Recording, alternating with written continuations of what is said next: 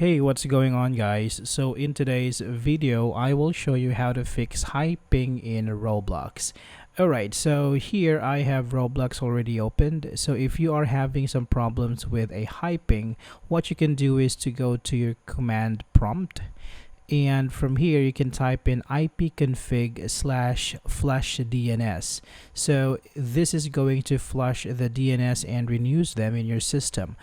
Next, you need to check if there is an ongoing Windows update in the background. So to do this, you can go to Windows Update,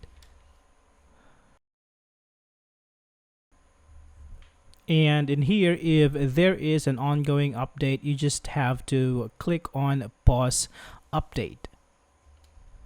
Next thing to do is to check delivery optimization. Now here you can turn off allow downloads from other PCs. Now next thing to do is to go to Microsoft Stores and click on your profile picture on the top right and click on App Settings. Now from here you can also turn off app updates. Alright, so that would be all for this video, guys. Thank you so much for watching, and I will see you in the next one.